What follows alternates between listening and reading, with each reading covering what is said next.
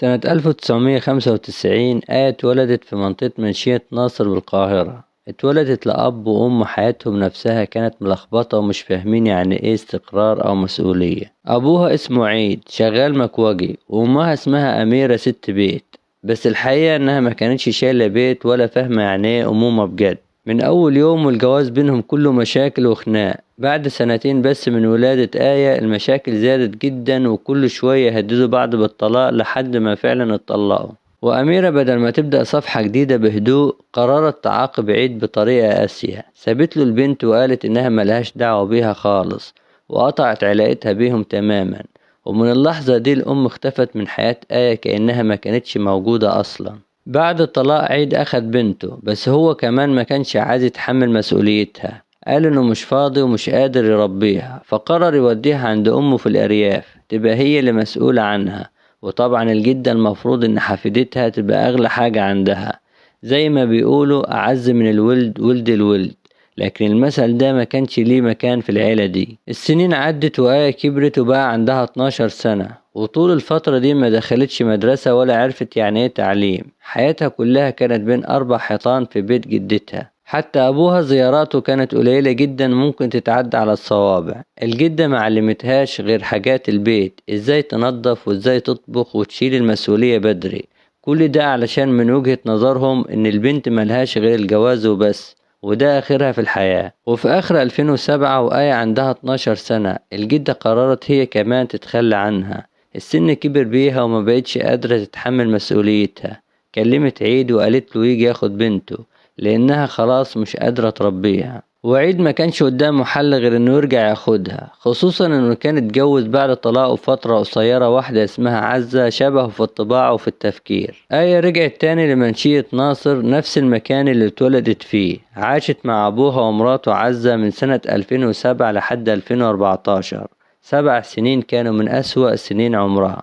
لما رجعت بيت أبوها وما كانتش بتعرف تقرأ ولا تكتب، الموضوع ما فرقش معاه خالص. بالعكس، هو وعزة شافوا إن وجودها لازم يبقى له فايدة، ولازم قعدتها في البيت تبقى بمقابل. يعني من الآخر كده كان لازم تنفعهم وهي قاعدة في البيت. ودورها إيه بقى في بيت أبوها؟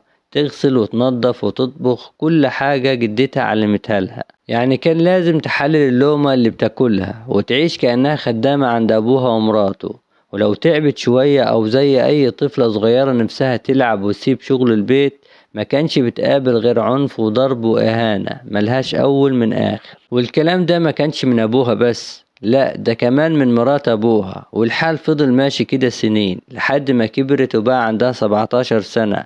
ساعتها قررت إنها خلاص لازم حياتها تتغير، وإنها ما ينفعش تفضل عايشة في الجو المريض ده أكتر من كده. وفي يوم عيد رجع من شغله واكتشف إن بنته مش موجودة في البيت. فضل يدور عليها في كل حتة ممكن تروحها، بس مش علشان خايف عليها، هو كان خايف على شكله قدام الجيران وأهل المنطقة أكتر ما هو قلقان عليها. وفي آخر اليوم جاله تليفون من أهله في الأرياف بيقولوله إن بنته موجودة عندهم ولازم يجي ياخدها، علشان هما كمان مش طايقين وجودها، رغم إنها حاولت تحكي لهم كل اللي أبوها ومراته بيعملوه فيها، بس محدش يهتم.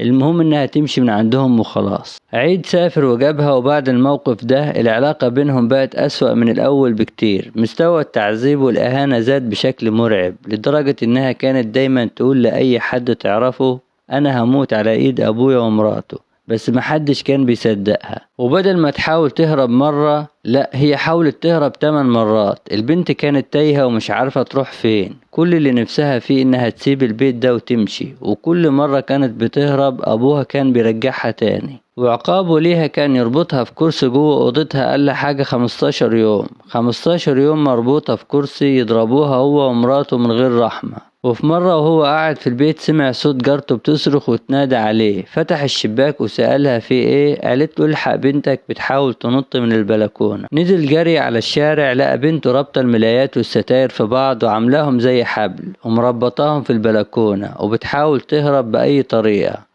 طلعها تاني البيت، ومن اللحظة دي التعذيب بقى أشرس من الأول. والأغرب من كده ولا جار حاول يقعد معاه ويسأله بيعمل في بنته كده ليه، مع إنها ما عملش حاجة تستاهل كل ده. لحد ما نوصل لسنة 2014 وتبقى عندها 19 سنة، ودي كانت آخر مرة آية تحاول تهرب فيها، خصوصا إن عيد ومراته كانوا خلفوا طفلة وكان ساعتها عندها 10 شهور. آية في الوقت ده ما كانتش بس بتخدم أبوها ومراته، دي كمان كانت مجبرة تخدم البنت الصغيرة، مش عشان أختها لكن عشان عيد كان شايفها خدامة في البيت ولازم ترعى بنته الجديدة، ومحدش كان عارف بكرة ممكن يعمل فيها ايه. آية قررت تهرب للمرة الأخيرة وراحت بنفسها على اسم الشرطة، قعدت معاهم لكن للأسف ما قالتش الحقيقة.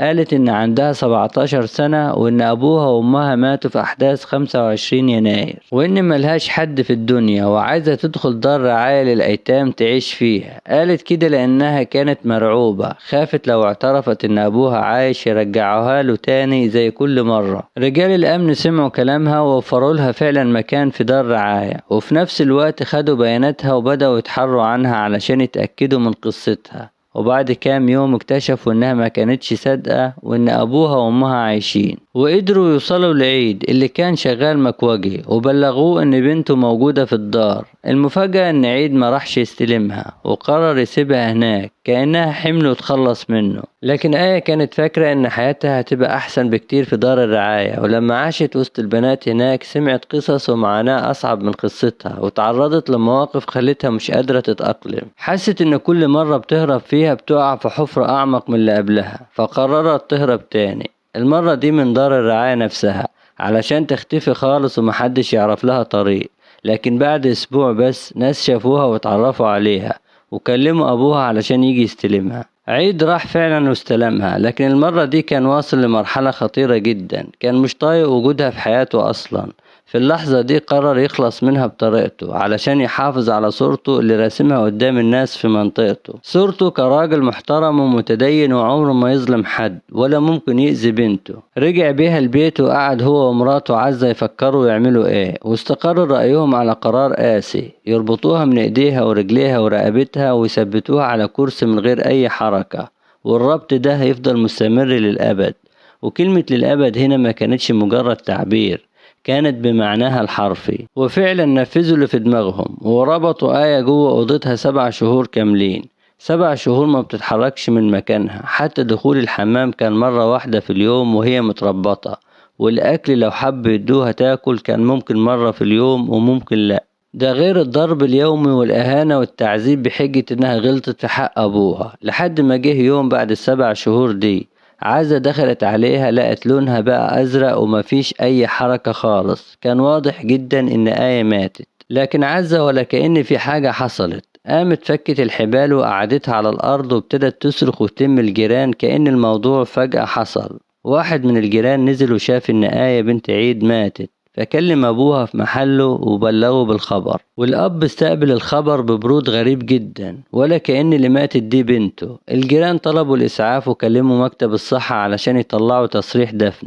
لما دكتور الصحة وصل لاحظ ان لون جسمها مش طبيعي، وكمان اثار ربط وكدمات واضحة في ايديها ورجليها ورقبتها، غير علامات تعذيب باينة في جسمها كله. ساعتها قرر يبلغ الشرطة وقال ان في شبه جناية. رجال الامن جم ومعاهم فريق البحث الجنائي ووقفوا قدام الجثمان مستغربين جدا، والأغرب إن أبوها واقف جنبها من غير أي تأثير. شكل الأوضة نفسها كان بيقول إن في حاجات كتير كانت بتحصل جوه المكان ده. اتنقل الجثمان للطب الشرعي، والأب كان مصر إن الوفاة طبيعية، لكن تقرير الطب الشرعي وشغل المباحث أثبتوا إنها كانت بتتعذب يوميا بشكل بشع. وكمان جيران أكدوا إن الأب ومراته كانوا بيتعاملوا معاها بطريقة غريبة ومؤذية. التقرير أكد إنها ماتت بسبب نزيف حاد في إيديها ورجليها، غير إنها كانت في حالة ضعف شديدة علشان ما أكلتش لمدة 3 أيام كاملين. اتقبض على عيد بتهمة قتل بنته، فضل ينكر فترة لكن في الآخر اعترف إنه ربطها وعذبها 7 شهور علشان يربيها، وقال كمان إنها هي اللي موتت نفسها لأنها كانت بتحاول تفك الحبال وتضغط على إيديها ورجليها لحد ما جرحت نفسها وماتت،